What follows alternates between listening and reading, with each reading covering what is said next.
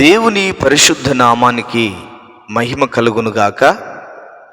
మీ అందరికీ నా హృదయపూర్వకమైన శుభాలు, వందనాలు తెలియజేస్తూ ఉన్నాను. ప్రియులారా, ఈరోజు దేవుని యొక్క వాక్యము యెషయా గ్రంథం 41వ అధ్యాయం 10వ వచనాన్ని చదువుకుందాం. భయపడకుము, నేను నీ దేవుడనై ఉన్నాను. దిగులు పడకుము, నేను నిన్ను బలపరుతును. నీకు సహాయము చేయువాడను నేనే. మరొకసారి చదువుకుందాం. భయపడకుము, నేను నీ దేవుడనై ఉన్నాను. దిగులు పడకుము, నేను నిన్ను బలపరుతును. నీకు సహాయము చేయువాడను నేనే. యెషయా గ్రంథం 41వ అధ్యాయం 10వ వచనాన్ని మనం చదువుకున్నాం.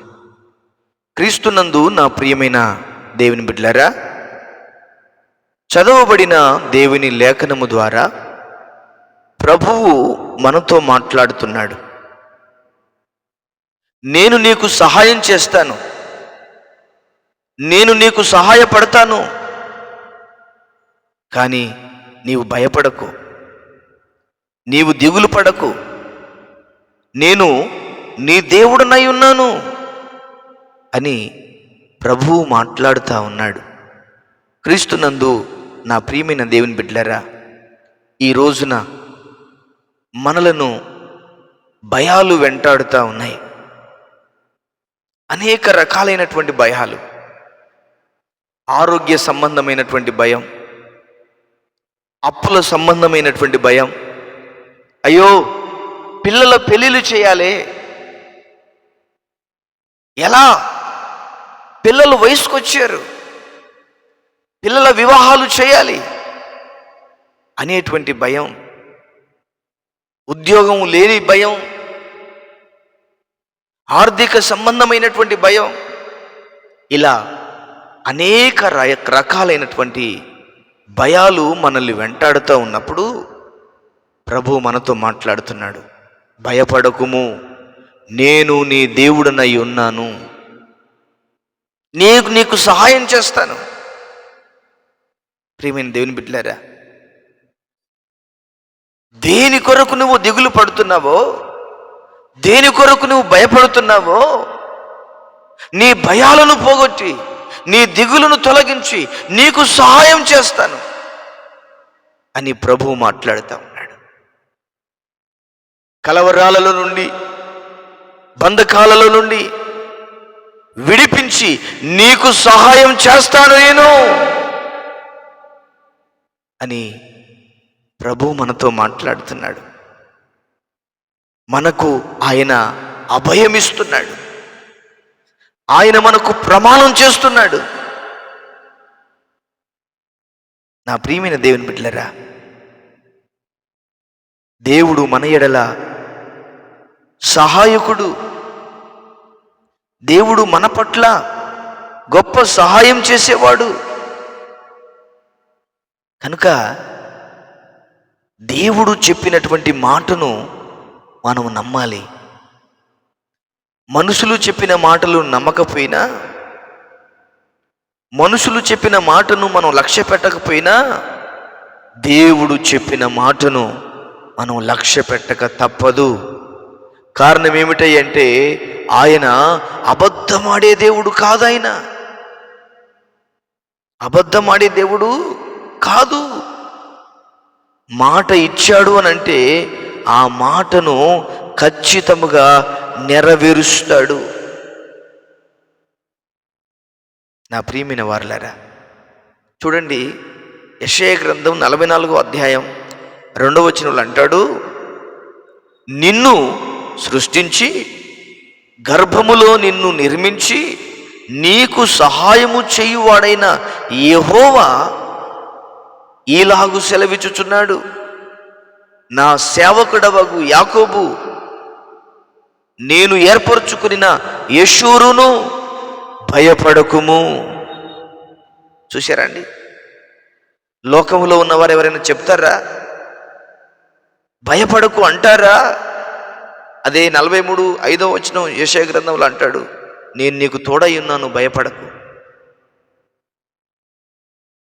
దేవుడు ఎల్లవేళలా మనకు అభయమిస్తా ఉన్నాడు. కన్నీళ్ళ మధ్యలో నలిగిపోతున్నటువంటి ప్రియమైన దేవుని బిడ్డలారా, దేవుడు నీకు సహాయం చేస్తాడు. ఈ మాటను పట్టుకొని నువ్వు కనిపెట్టు. ఈ మాటను పట్టుకొని కనిపెట్టి ప్రార్థన చేయి. ఆయన తప్పకుండా నీకు సహాయం చేస్తాడు. దేనితో నువ్వు బాధపడుతున్నావో, దేని వలన నువ్వు కలవరం చెందుతున్నావో, దేని వలన నీవు నిద్ర పట్టకపోతుందో నీకు దాని నుండి విడిపిస్తాడు. నీ బిడ్డల వివాహాలు చేస్తాడు, చేసే కృపనిస్తాడు. నీ అప్పులు తీర్చుకునే కృపనిస్తాడు. నీ ఆరోగ్యాన్ని బాగుపరుస్తాడు. నీకు నెమ్మదినిస్తాడు. నీకు సమాధానం ఇస్తాడు. ఆయన విశ్వాసముతో ముందుకు నడువు. విశ్వాసమును ఆయుధముగా ధరించు. ప్రార్థనతో ముందు అడుగెయ్యి. నీ కన్నీళ్లు యేసయ్య పాదాలను తడుపు. ప్రభు నీ జీవితంలో అద్భుతమైన కార్యం చేస్తాడు. ఆయన నిన్ను బలపరుస్తాడు. సహాయము చేసి నిన్ను బలపరుస్తాడు. నీవు అప్పుల బాధల నుంచి బయటపడే మార్గాన్ని ఆయన తెరుస్తాడు. కనుక నా ప్రియమైన దేవుని బిడ్డలారా, ఆయన మీద విశ్వాసం ఉంచు. ఆయన మీద ఆనుకో. ఆయనను ఆధారము చేసుకో. ఆయనను ముందు పెట్టుకో. ఆయన సన్నిధిలో గోజాడు. ఆయన సన్నిధిలో ఏడు. ఆయన సన్నిధిలో కన్నీరు కార్చు. ఖచ్చితముగా ఆయన నీకు సహాయం చేస్తాడు. భయపడకు అన్న దేవుడు, దిగులు పడకు అన్న దేవుడు, నిన్ను బలపరుస్తాను అని చెప్పిన దేవుడు, నీకు సహాయం చేస్తానని చెప్పిన వాడు మాట తప్పడు, మడిమ తిప్పడు, అబద్ధమాడడు.